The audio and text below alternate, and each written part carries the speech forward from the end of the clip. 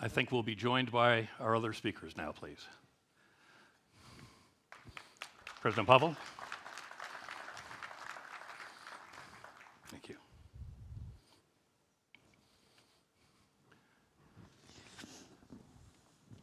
Wonderful to see you.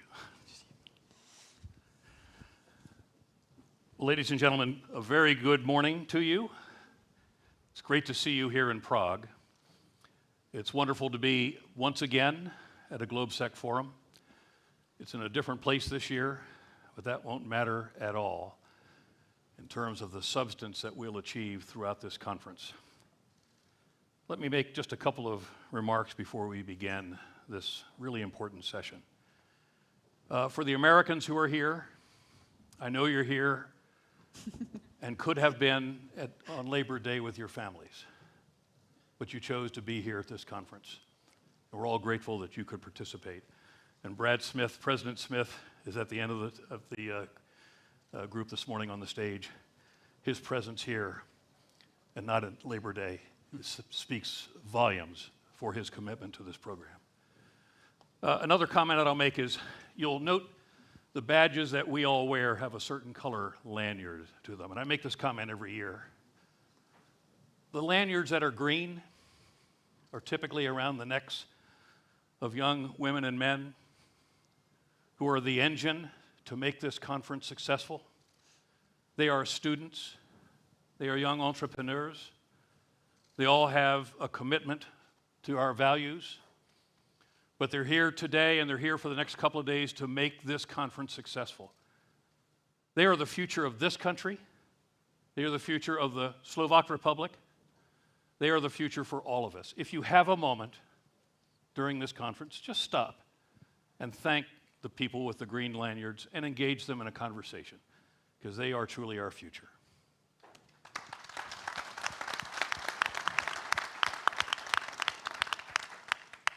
This particular panel is very important as the lead panel. It's also one of the lead events of something that's already been mentioned today, the GLOBSEC Geotech Center.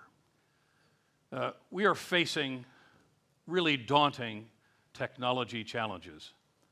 And we're about to enter the second quarter of the 21st century. How could that possibly be? But we are. We're deep in this century. And technology and technological innovation has become, in many respects, the defining parameter. Not the independent variable, but one of the principal variables in defining the global order. As nations vie competitively to control the family of technologies that will define the 21st century, and I'm talking about AI, talking about computing power, I'm talking about innovative power sources, I'm talking about biotechnology and synthetic biology.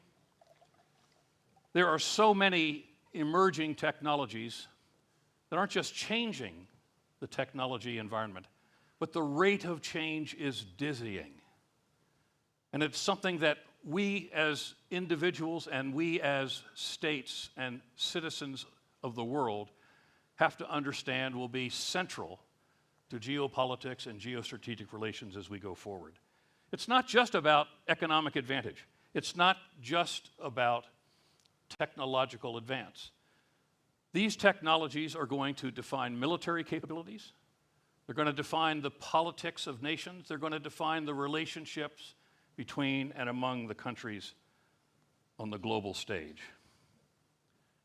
For us on this panel, for us in this audience, for us in this part of the world, these technologies are also going to be defined by our value system.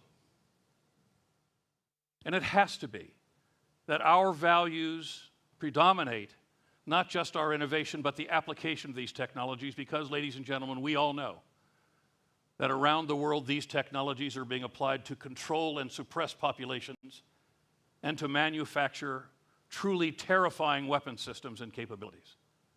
We have to be guided by our values as we innovate for the future to uplift our people and to protect our societies.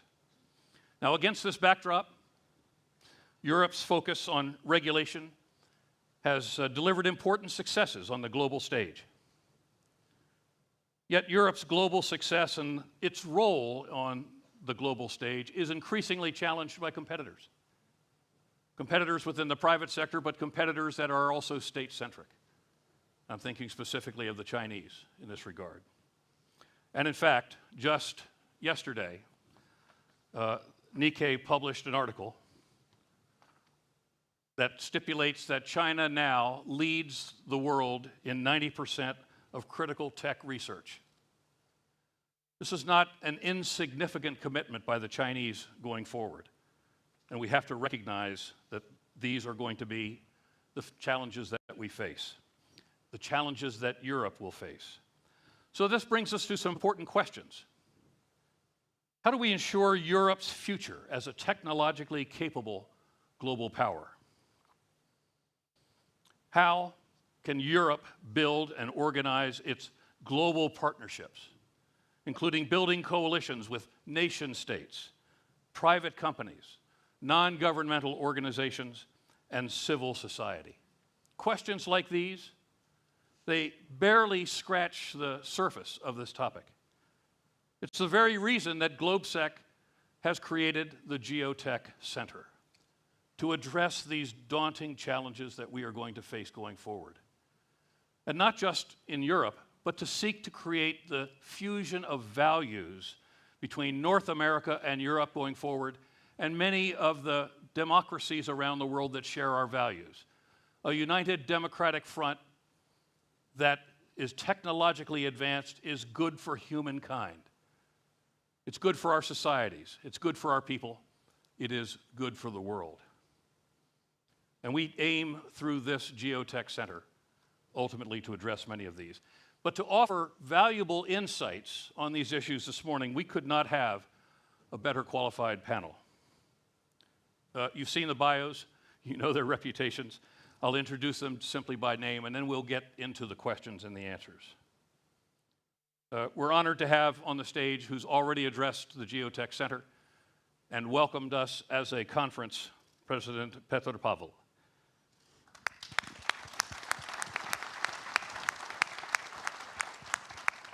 We're also very pleased and honored to have Nataša Musar, the President of the Republic of Slovenia.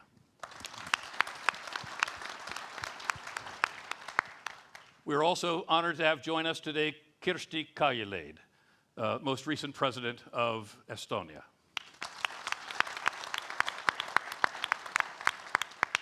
And we have another President, the Vice Chair and the President of Microsoft, Brad Smith.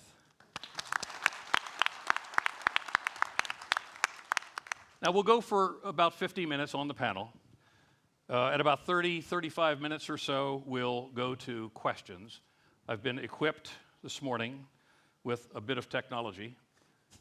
Nothing is more risky than giving a general technology and expecting it to work or the general to be able to work it. But we'll see how it goes at the end, and we'll use Slido for you to post your questions so we can have a good conversation at the end. For the most dangerous things, the president has the other key, so. That's the challenge with leadership. We want to start by talking about the challenge. Let's outline the challenge, and let me go first to you, President Pavel. How do you see the current geopolitical tensions shaping the global technology landscape? And how does technology shape your thinking as a president of a sovereign nation as we go forward? Well, it would be for a long debate, but I would try to keep it short. There's no doubt that the current international environment, as well as security environment, is driven by competition between democracies on one side and different kind of autocracies on the other. And then somewhere in the middle, we'll have quite a large group of countries, nations, that are undecided which way to go, because they have a pragmatic cooperation with some of these autocratic regimes. They have probably some frustration from the lack of responsiveness from democratic countries when it comes to cooperation. And they are also under the influence of propaganda, portraying democracy as a system designed to a failure. So we have to see it in that perspective. And of course, as technologies are and always were the instrument of power, the one who will achieve a significant breakthrough in technology will have a great advantage to push through his way of life, his system of values. I believe it is quite clear that China would like to be a dominant power in the world. But of course, that brings their set of values, their way of thinking about global order. From our side, it's obviously about protecting our way of life, democratic values, and the freedoms that we inherently believe are linked to democratic regimes. So this is the competition that is quite open and openly declared. Leaders such as President Xi and President Putin were quite clear in saying that the one who will make a significant breakthrough in the AI will dominate the world. That's right. And this is how things are, and we have to look at from that perspective. We talk about European role in this big competition. Naturally so, we are sitting in the center of Europe. But we have to look at it from a global perspective, because it is truly global.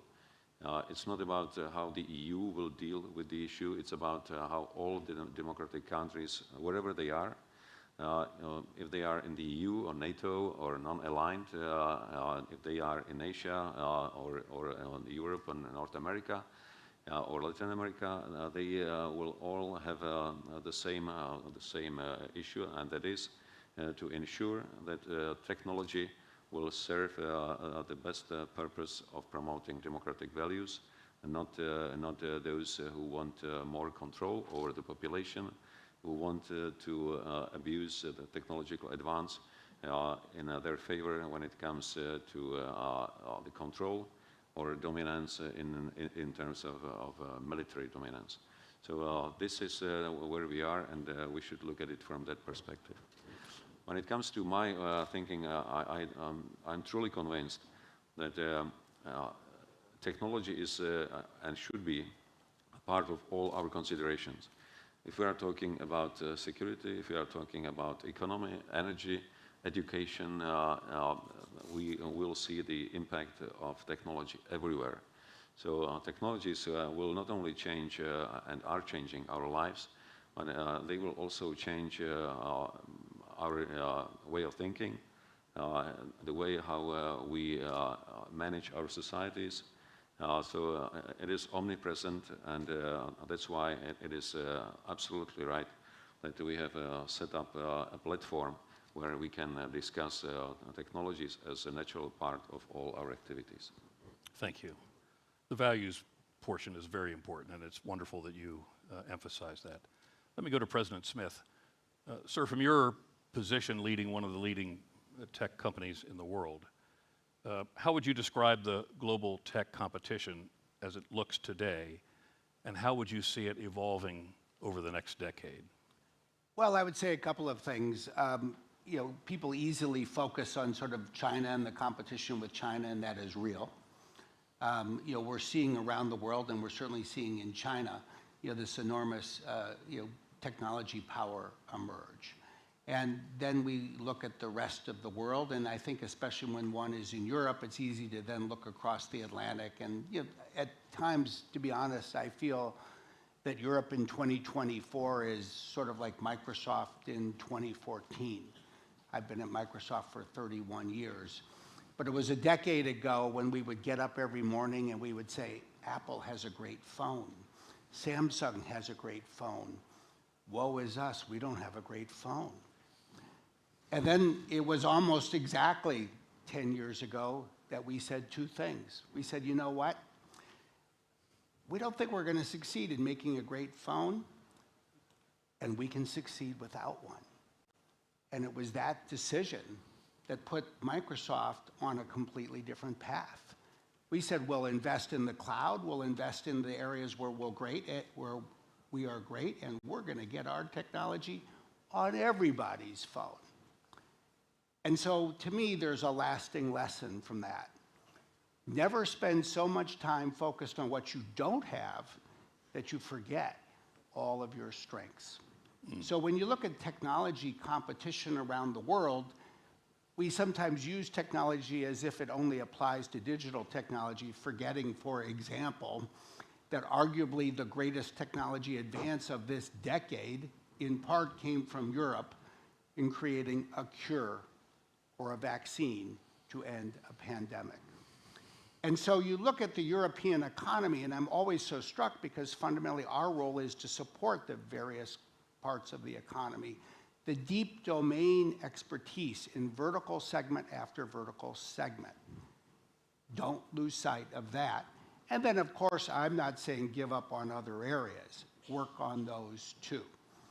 But then remember that in some ways, I think some of the most important technology advances that are underway and are oncoming are really, say in the case of AI, a new general purpose technology.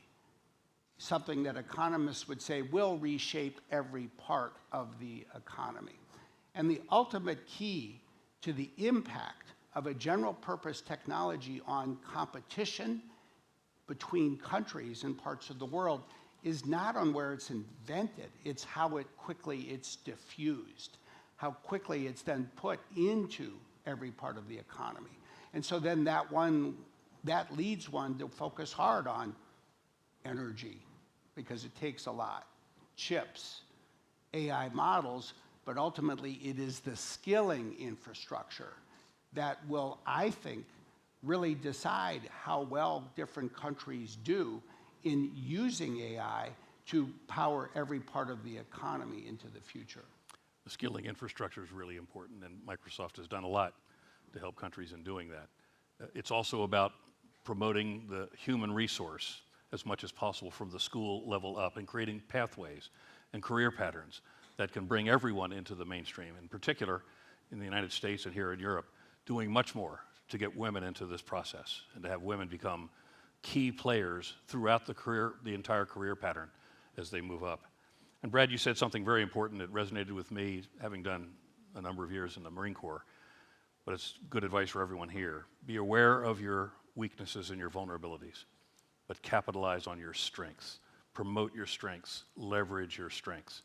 And that I think is Europe's future. It has to think about the strengths that it brings to the table and not be focused on its vulnerabilities or its weaknesses. President Musser, if I may, what are the main challenges for Europe that you see in navigating global competition and in the increasingly technology-driven environment in which we're dealing? First of all, thank you for the invitation. I'm glad to be here to discuss the future of the better world, if I might say so. What are the challenges? You know the saying that United States of America are innovating, European Union is regulating. For the past years, the saying for China wasn't China is replicating. Yeah? For China, this is not the case anymore. They're a highly innovative country nowadays. Exactly. And I see the question here, this is why I want to tackle this topic first, because some people see that regulating technologies in Europe is not a good thing, that we are stopping to a halt the development of modern technologies. But as a lawyer, and I have to be honest, as a human rights lawyer, I see the regulation from a different point of view, because I think that technologies and regulation should go hand in hand, and I will tell you an example. I was part of a very hard negotiation process for a general data protection regulation in European Union. Do you know that this regulation is holding a world record in number of amendments? 3,999 amendments were put forward to make this regulation a bit more compliant with the development of modern technologies. But in the end, we found solutions. You know what happened with the AI? United States was really opposing the general data protection regulation, because for the first time in European Union, this regulation has an extraterritorial value and obligations for the companies who want to offer services in European Union. And there was a lot of opposition, a lot of lobbyists. Brussels was full with lobbyists for the GDPR. Now with AI, when I follow the development of this very crucial modern technology, which is going to change our world, I'm pretty sure, now we see that the United States of America and some parts of the world as well are asking for the regulation. That's a total shift, because they see the dangers behind. And believe me, I am happy to live in European Union, because European Union is the leader in regulation. But still, I think that the regulation is needed more than ever in the AI world. Of course, we have to be careful not to, stop the development. But I think that the AI Act of European Union, which is going to be first one in the world, again, we are the leaders here, found the right proportionality principles to be built inside of this AI Act. And just to briefly explain, there are 3 pillars of how to regulate AI. First one is what is explicitly not allowed, where AI is not allowed to be used. That's a red light, so full stop. The second pillar is dangerous technologies, which needs to be supervised and regulated. This is the core of the AI Act. And then the third point is no dangers at all. You can use the AI and follow the rules. I think this is the right step forward.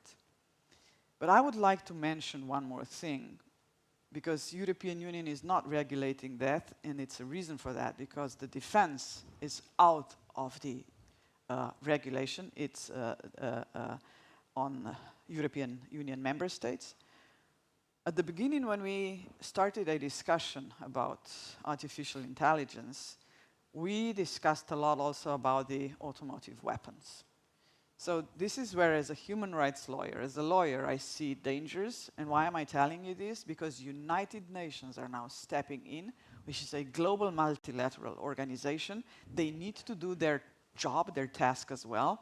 And the first regulation which was adopted at the General Assembly last year, at the end of November, I think, is asking Secretary General Guterres to ask all the members of the United Nations to evaluate how to regulate AI in the weapons industry.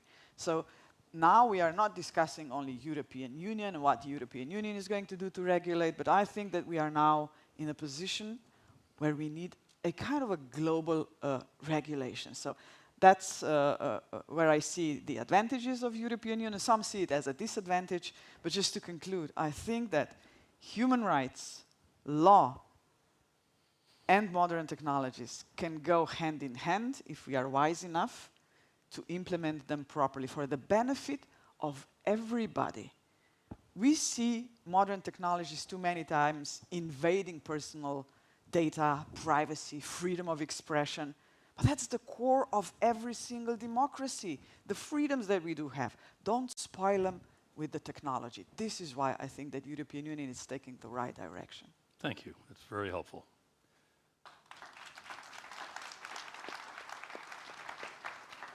My notes said pause for applause, so we anticipated those comments would elicit a great response.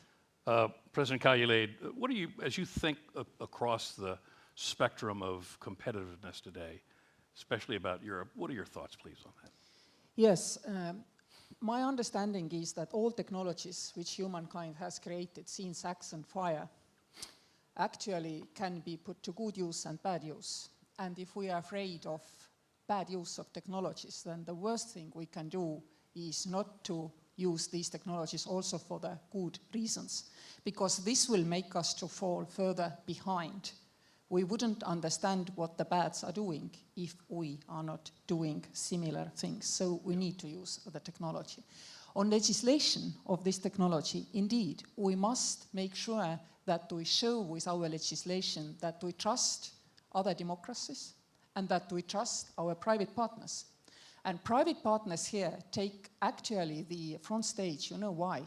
Because first time are democratic nations in the situation where the governments have no control of our technological developments. There is more money in private sector and really good ideas and things coming from private sector. It's not like with nuclear weapons. We don't control it. And I think overall it's a good thing because, I mean, private sector is very innovative and they work quicker on that. But we need to let go of this need of, I mean, trusting only by controlling. This will make us to draw ahead of China, certainly. Finally, I am sure we will win because our foundations are right. Only free people are truly creative. Question is, can we leave our people free? Not only nominally and in democratic sense, but also in the business sense. So how to regulate? Legal cycle is far longer than is tech cycle. So all legislation which we put in place has to be instinctively understood in a way like we regulate our analog society. Everything which cannot be done in analog world must be forbidden in the digital world. Frankly, we don't need new legislation for that. It's far less complex and far less technical to regulate this way. I give you a very simple example. In a democratic nation, if somebody has bad social background, we don't lock them up because maybe they will develop criminal tendencies. Similarly, you do not use technology to predict what people might do in the future, what they want to do in the future, and act accordingly to limit their freedom. But is there anything new to legislate then? That's my question. I think also, and I very much agree with you, we need to get to a supranational understanding of new technologies and legislation of technologies. But the only way to get there quickly as we need, and to be ready also for the next and thereafter next generations of technology, is to go with this instinct that what is possible for, or what is forbidden in analog is similarly forbidden or possible in the AI and digital world. Thank you. Well done. In a session we had earlier this morning, we talked about how tech innovation and the capacity for tech development and the fielding of new technologies is really forming around 4 centers: North America, Europe, China, and India. And where they are in relation to each other remains to be determined. I think we all have an idea right now. But for President Smith, often there is the observation made that Europe is lagging behind North America, the United States in particular, and China. And as India becomes a more powerful, innovative source as time goes on, would you have advice for European leaders on how they should think about increasing the competitiveness of Europe overall, in particular, ending up 3rd or 4th in the stack in this geotech competition in the 21st century isn't a very good place to be. So your thoughts perhaps on how you might advise European leaders in that regard. Yeah, I would say 2 things. And first, I would just perhaps complement and build upon the last 2 comments by saying I do think that there is an important role for the rule of law and for regulation as well. That's not typically the American view or the American tech sector view. I find more typically with my colleagues in the tech sector, they're saying, we should just have unregulated AI, and that way we'll have faster innovation. And I often point out to them that if you go to the grocery store in the United States or anywhere in Europe or in the world, you can see whole milk and skim milk and chocolate milk and soy milk and almond milk, but you know what? It's all safe milk because there are safety standards and inspectors. And I think we all want to have safe and AI and private AI, and we want to have healthy competition and lots of other things. So the goal is not, in my view, regulation for the sake of regulation, but regulation in order to preserve and enhance, call it, in this case, European values. So I think the fundamental challenge for Europe, and indeed it's really the fundamental challenge everywhere, is how to put in place the right legal and regulatory floor to reinforce those values and preserve them while also accelerating investment in new technologies and their use. The good news, in my view, is, say, in contrast to 35 years ago when I was living and working in Europe, there are startups everywhere. Yeah, I do feel that innovation is not only is continuing to move forward in European universities as it always has, but it's then leaving the universities in the form of local students and professors who are founding companies in Berlin, in Paris, and Lisbon, and Prague, and so many other places. There is a much more vibrant engineering community when you look at digital technology or something like AI than there was a quarter of a century ago. And I think the fundamental opportunity and need is to then help that grow further. And to some degree, it's about accelerating sources of investment capital. I think in Europe and in many places, the real challenge now is not getting that first loan or infusion of capital to start a company. It's to get ongoing sources of capital so you can grow and not die before you succeed. And I think the second piece of it, frankly, is to stimulate demand. So as these companies start to produce something that's important and valuable, they can sell more of it to more people faster. And that, I think, does involve a few things. It means break down more of the barriers among the European Union so that one can go farther in attaining a genuine single market, perhaps especially for digital technologies. I think it involves, frankly, accelerating public procurement, especially in the parts of Europe where the public sector is such a large part of the economy. Because if the public sector is lagging in procuring new technologies, you're really holding back your own industries and making it harder for them to grow. And certainly as we think about defense technologies, I think that a faster public procurement of local defense technologies is also important as well. So I think there are clear opportunities to really harness what didn't exist when this century began, but is starting to really prosper as we look to the second quarter of this century, which will begin in 4 months. Let me come back to you, President Calulade, which comes in right behind what President Smith just talked about. What's your vision for a future tech-capable Europe, and how do we get there? Yeah, I know why you ask me. I'm Estonian. And everybody knows that's right. Estonians for their digital prowess. But the good thing for the Europeans to know is that Estonia has never created any of this technology which we became known for using. Yes, we are now starting gradually also to develop new tech based on our quick copying, quick following.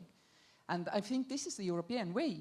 You don't have to, be at the forefront of technology. You can simply be a quick follower. Initially, it is a slightly cheaper and less risky technology kind of approach. And then basically you gradually grow, and the next round of innovation probably will happen somewhere here, because we were so good in mainstreaming what has been offered by our good business partners from America. But of course, all that, as I said, needs a legally permissive environment in Europe, which, well, some argue we don't have today. Thank you. Now, as the moderator, it's my sad duty eventually to go to questions, but it's also my pleasure to go to questions. So we've got just a few more minutes, and I'll ask the panel 2 more quick questions. President Musser, how do we foster greater transatlantic convergence at this time of really important tech innovation to ensure that we do have the common values that we need? What's your vision for that? I think that every single economy should be aware of the fact that cooperation and finding synergy is a key to success. Even if you watch a company, I often say to Slovenian entrepreneurs that they are not competing on national championships, but they are competing in European and world championships. So they have to cooperate. But what I want to say is that, of course, United States are a partner of European Union trade. European single market has done a lot since European Union was established. Maybe we have to define strategies how to cooperating and compete at the same time with China, which is of course a global force today in modern technologies. What I want to see in the future is that this competition is going to be fair, you know. Of course, European Union has to do more to be inwardly strong, so that the single European Union market is going to be stronger than it is. Then second point is, of course, to cooperate with like-minded countries who share our views, the vision, the knowledge at the end. And third point is, this competition should be fair. How to achieve this, it's not always easy, but I see no other way than to cooperate. As European companies are cooperate with United States on economical and business fields, so has the politics needs to do the same. If you do have a good policies, then also for the economy is a bit easier. Yeah? So politics needs to do the right environment for that kind of a cooperation. And in European Union, I see that we have to pay a lot of, or let me say, more attention to small and medium enterprises, which combine, I think, more than half of European Union economy, so we have to help them. And European Union is investing a lot in science.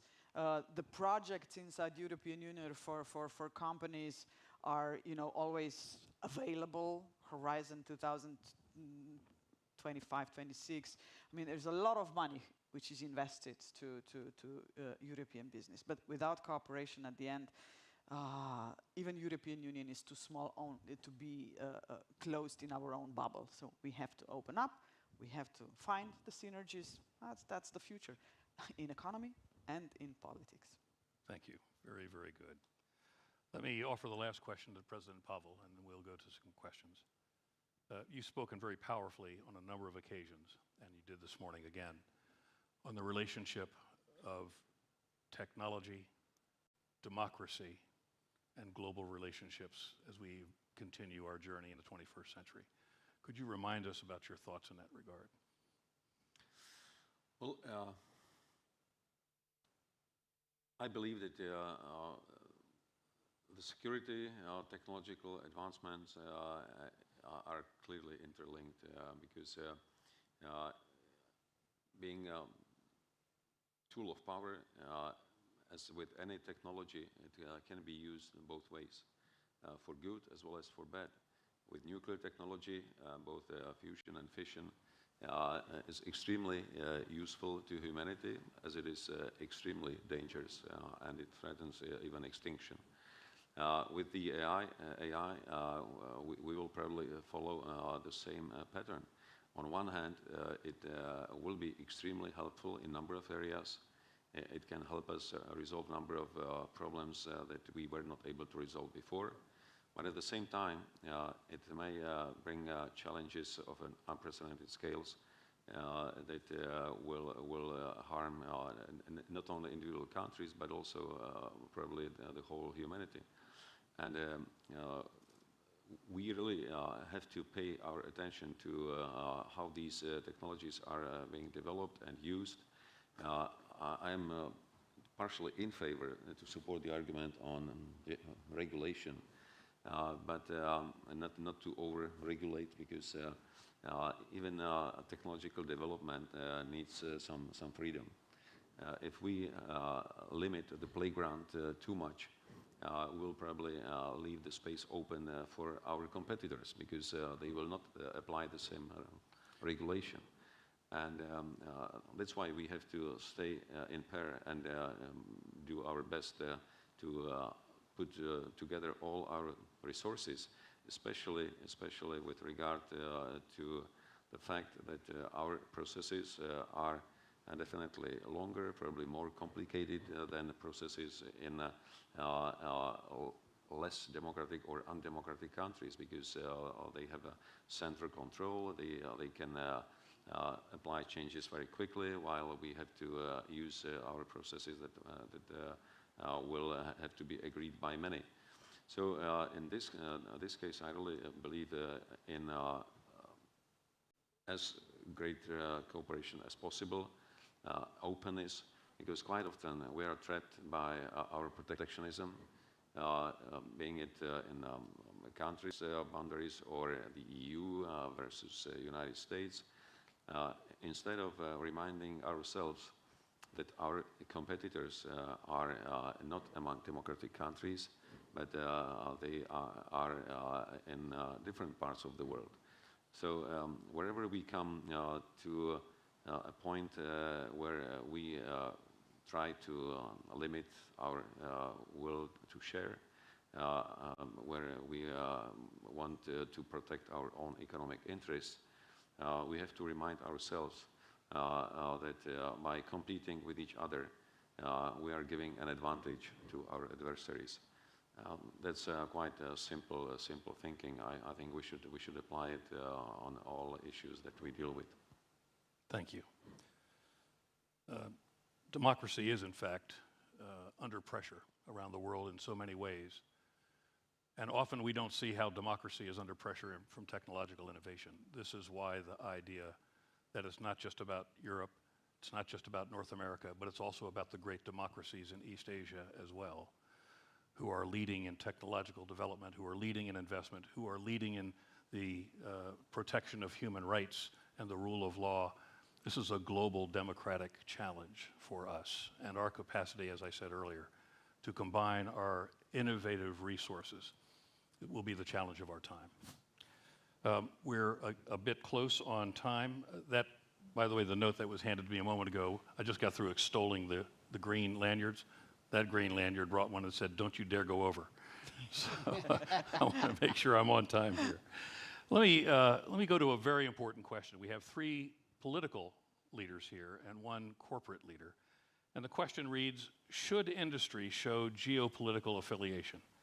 And how can we trust them to increase our trust, particularly with regard to what's being done to keep us strong and secure? Not sure about that second sentence, but the first sentence is a good one.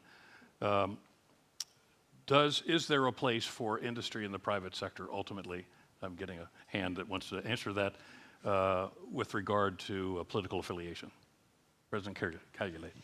Yes, thank you. I really want to be a little bit transactional here, if allowed.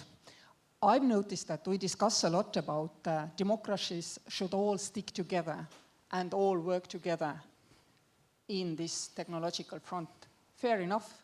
But frankly speaking, then you need to resurrect this thing which used to be called TTIP.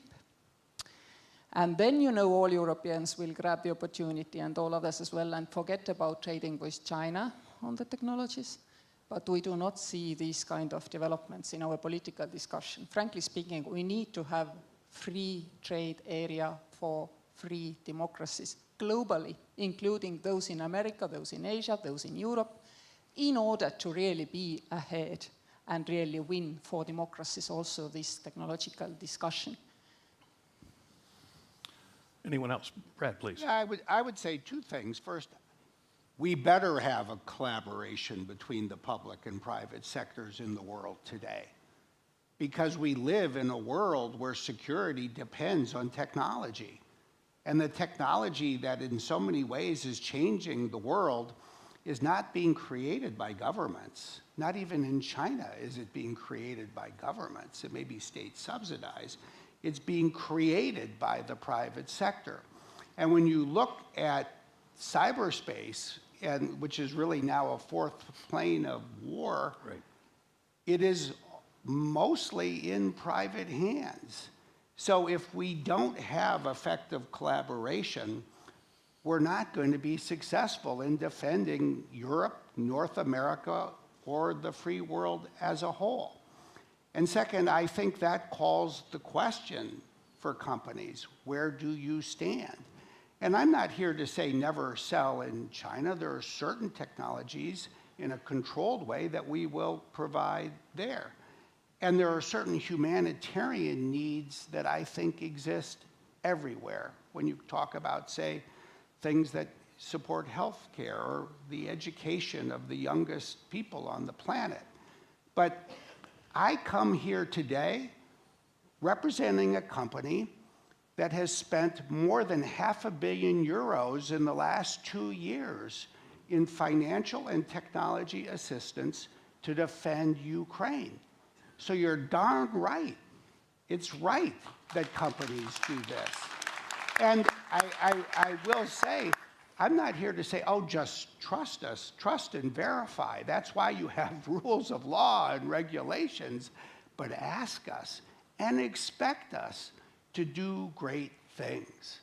Because people don't typically do great things unless it's asked of them and even expected of them to do so. Thank you. That's very good. President Pavel. I will just to strengthen this point, because I'll give you a short example from my past.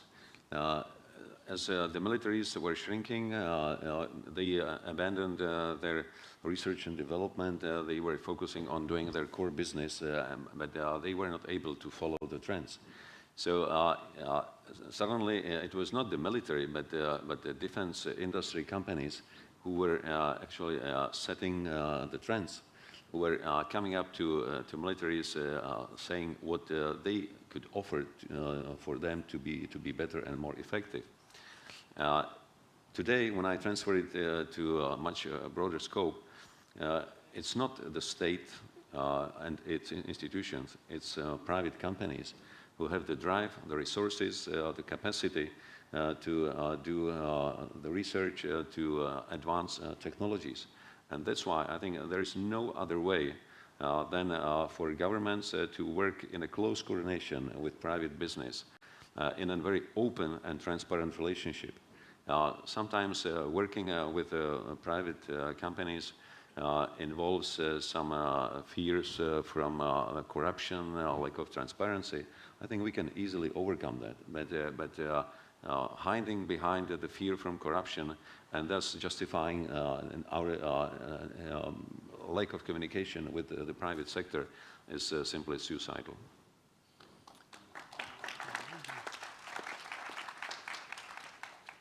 Let me ask a final question. And I would ask all the panelists to give a thought while we're answering this question. My final question will be, if you could offer the new Geotech Center one topic that you think we should embrace as we go forward, what should that be? And I'll come to that question in a moment. But this, I think, is a really important question. It says, how should Europe rethink its talent development, its retention policies to stay competitive? And how should Europe think about its education and immigration policies to do that? Anyone? We have 3 presidents here. If I'm brave enough to start, I hope. I mean, for me, where Europe can do maybe more to be also complementary with the rest of the world is that indeed our tech talent among our young girls and women is not brought forward quickly enough. And I think this is something which Geotech Center should look into. There are great initiatives also, for example, in Estonia, like Unicorn Squad, which bring girls to think they can. And then they go to universities and graduate and to the companies, and they are told, no, the glass ceiling is still there. And I think this is something where Europe, by nature and by instinct, actually could be a contributor. Any other thoughts?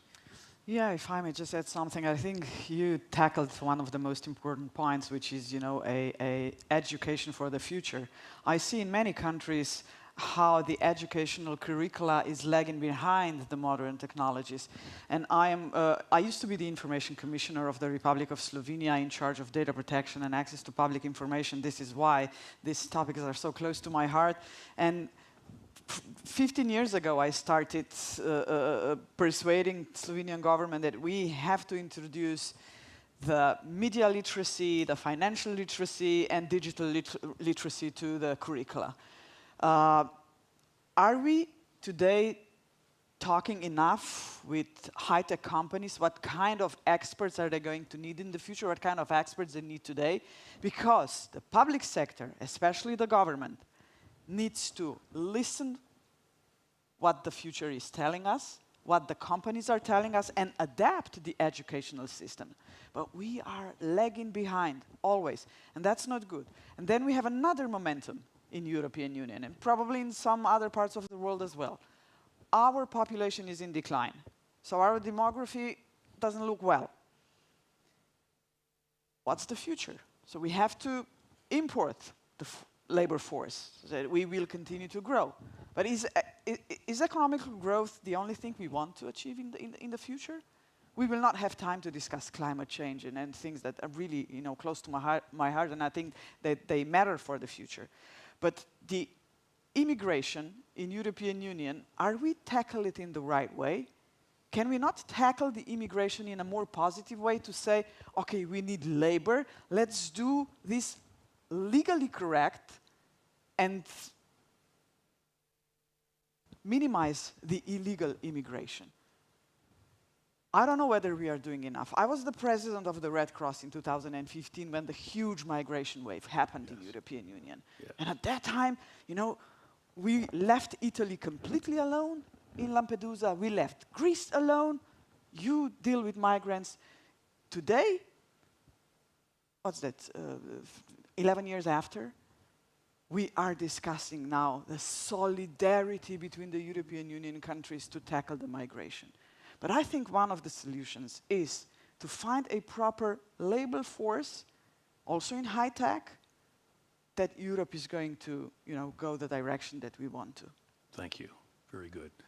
Brad Smith. I would just say, to put it in very practical terms, you could consider this. Microsoft has more than 1,000 engineers employed here in Prague. It's a great engineering center, and the engineers here work on all kinds of products that you probably think of as American, not realizing that in so many ways they're developed here in Europe by many people who are citizens of the Czech Republic. We also have more than 200 open engineering jobs here in Prague. And so, really, I think, three things have to come together to continue to grow something like this. First, it has to be a place that is welcoming of people, including people from around the world and not just people who grew up here. Second, it does need to be a place where more people can grow up here and get the kinds of degrees to fill the jobs that we have. And third, it needs the kind of immigration system that does enable people to then come and join that workforce. One of the great things about Prague, one of the great things about the Czech Republic, for 25, 30 years, it's brought together all three of those things, and I think it's a great success story. And you see it in many other places across Europe as well. Thank you, Brad. So we come to the end. The President and all of you have expressed your support for the Geotech Center. President Smith this morning announced that Microsoft is going to support us as well. I'll leave that to you if you'd like to elaborate on that. This is the speed round. If you could tell me one thing as the director of the center, what should I concentrate on going forward? President Pavel. I would probably suggest that we think big and we extend our invitation to our partners, democratic partners on the other side of the globe, to have them on board, Japan, Korea, Australia, New Zealand, potentially even Israel and other countries who would be interested to share, because the more countries are on board, the better chances for success. Excellent, thank you. President Musar. So what those kind of centers should do, what the key topics to be developed should be, I can say two things. Fight climate change. For me, it's really very important. Also for climate change, the regulations we are now facing in European Union are saying, oh, this regulation is going to kill, the economy because we have to become sustainable and green. But again, at the end, young entrepreneurs that I'm talking to, they always find solutions in favor of fighting versus climate change. So climate change, and I have to mention one more thing, which is the greatest threat to all democracies around the globe. That's fight against disinformation. That's, I have to finish with. Absolutely, thank you. President Kaljulaid. Well, we have also to think about tech and energy. And the only independent energy source, of course, for Europe is green and clean. And we really need to, up the speed to achieve that, because, of course, our energy need, particularly electricity needs, are growing rapidly. And the prognosis come from these gentlemen here. And we really need to listen. Thank you. Thank you. I think those are three great goals. And I would just say, having just committed this morning that Microsoft will provide $3 million of funding over the next 3 years. John, one thing I know completely, you will spend it well, so thank you. Well, we've had an opportunity to explore the intersection of geopolitics, geostrategic relationships, and how emerging and developing technologies will shape virtually all of that in the 21st century. We could not have had a better panel than to explore that together. Ladies and gentlemen, help me thank them for their insights today.